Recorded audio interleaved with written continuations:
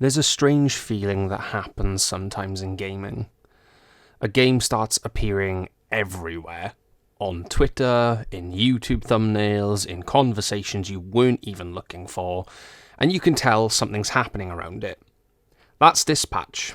It feels like one of those games. The kind people aren't just playing but talking about. And here's the problem. I haven't played it.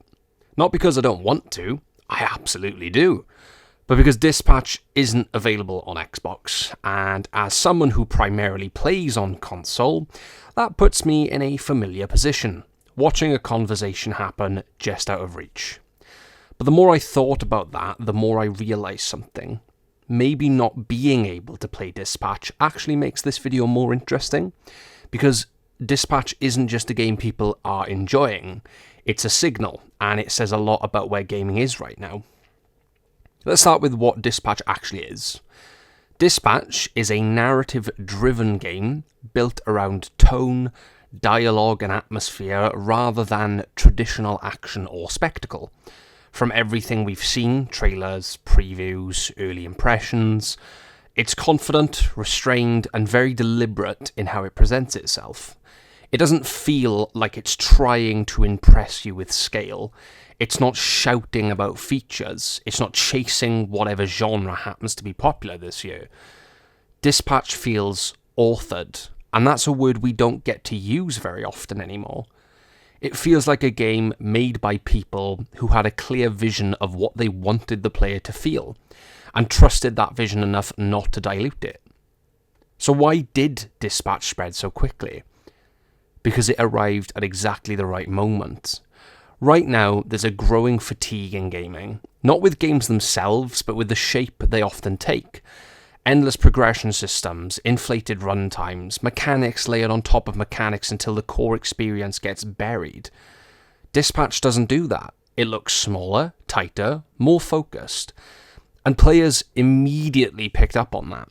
In a market full of games asking for hundreds of hours, Dispatch quietly says, just give me your attention. And that's a powerful thing to offer. Dispatch is also part of a broader trend that's become impossible to ignore. PC-first indie games driving the cultural conversation. Steam demos, early previews, word of mouth through creators. PC remains the fastest place for ideas to spread, and Dispatch fits perfectly into that ecosystem. By the time a game like this reaches consoles, the conversation has often already happened. The excitement, the discovery, the first impressions, they've already passed through the community. Dispatch didn't just benefit from that system, it thrived in it. Now, as an Xbox player, this creates a very specific frustration. You're not forming your own opinions, you're inheriting them. You're watching people discuss choices, themes, characters and moments that you can't, and I can't, experience for ourselves. And no matter how good the eventual port might be, that initial sense of discovery is gone. Dispatch highlights that divide perfectly, because it's not just being played, it's being processed collectively. And that's where games become cultural moments rather than just products. Now, Dispatch is also almost a spiritual successor to Telltale, and this is where it becomes especially interesting, because in many ways it does feel like a quiet successor to something we lost, the golden age of Telltale games. Games like The Walking Dead, The Wolf Among Us, Tales from the Borderlands, experiences that weren't about mechanical mastery but about choice, dialogue, character relationships, and emotional pacing. Those games dominated that conversation for years, and then they disappeared. Telltale collapsed. Narrative-driven, choice-focused games slowly fell out of favour. The industry pivoted towards live services, systemic depth, and replayability. Dispatch feels like a reminder of that older design philosophy, but updated. It's not trying to recreate Telltale beat for beat. It's not nostalgia bait. Instead, it feels like it's asking, what if we brought that focus on writing and choice forward without the baggage? Now, the reaction to Dispatch suggests something important. people didn't stop liking narrative-first games. They just stopped being offered them consistently. For a long time, Telltale filled that space almost exclusively, and then when they vanished, the gap was just never properly addressed. AAA studios moved on, indies explored other directions. Dispatch feels like it's stepping into that vacuum, not by promising infinite branching paths or exaggerated consequences, but by trusting writing, tone, and presentation to carry the experience. That's very Telltale, but it's also very intentional. And what makes Dispatch work now is context. Players today are more discerning, more skeptical, more aware of when a game is padding itself out. A shorter, focused narrative experience doesn't feel like a limitation anymore. It feels like relief. Dispatch isn't fighting for attention with scale, it's competing with confidence. And that's why the comparisons to Telltale feel natural rather than forced. This kind of experience is surprisingly hard for big studios to justify. Narrative-first games don't sell on spectacle, they don't promise endless engagement, and they don't fit neatly into live service models. Which means they often get over-designed, overextended, or cancelled entirely. Dispatch avoids this trap by knowing exactly what it is, and more importantly, what it isn't. Regardless of how big Dispatch ultimately becomes, its influence is already visible. It's reminding players and developers that writing still matters, tone still matters, and smaller games can still dominate discussion. That's not something you can manufacture with marketing alone. It happens when a game resonates.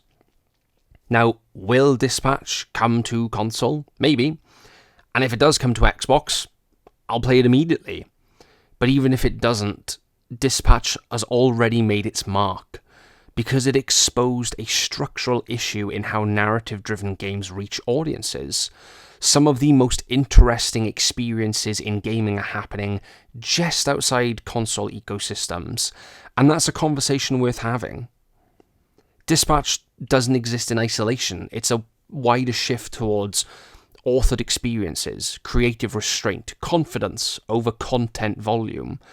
The industry might still be chasing scale, but players are clearly craving intention. I haven't played Dispatch, but I don't need to pretend otherwise to recognise why it matters. Dispatch feels like a bridge between the narrative-driven games we loved in the past and a future where smaller, focused experiences can still shape the conversation. It's proof that games don't need to be massive to be meaningful, that writing still has power, and that sometimes the most important games aren't the ones you sink hundreds of hours into, but the ones you can't stop thinking about once they're over. If Dispatch does come to console, I'll be there day one. But until then, it's still worth paying attention to, because moments like this don't happen by accident.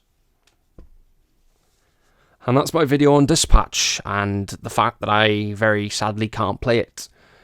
Apparently there is talk that the studio are thinking about bringing it to Xbox. It was just a matter of budget and stuff as to why it hasn't released on there kind of day one. So fingers crossed it'll be kind of like a Helldivers situation where we do eventually get it. I really want to play this game. It looks really, really fun. I'm trying to not watch too much of it, because if I am going to play it eventually, I don't want to spoil it. But for those of you that can play Dispatch, let me know in the comments, is it as good as it looks? Because it looks really, really fun. It looks phenomenal. It looks really, really good. Obviously, much love as always, guys. Obviously, Christmas is coming up, so have a good Christmas to those of you that do celebrate it. And all the standard stuff, if you enjoyed, leave a like, subscribe, drop a comment, let me know if Dispatch is as good as it is, or maybe you're in the same boat as me, you're on console, so you can't play it, which sucks. But let me know. Uploads are going to continue as normal over the Christmas period. I'm not going to slow down for anything like that, because if I do, then the algorithm is going to freak out and be like, oh my goodness, you've not uploaded for 2 weeks over Christmas, you're clearly a dead channel, good God, and it'll just stop pushing my content. So I can't really afford to take a breather. So I'm going to try and keep things running over Christmas as best I can. But obviously, as always, any and all support is, as you guys know, super appreciated. So I'll leave it there for now. Like I said, have a good Christmas if you do celebrate it, and if you don't, then have a good whatever day it is on Christmas. Just have a good whatever normal day. Much love as always, guys, and I'll see you all in my next video next week. Bye bye.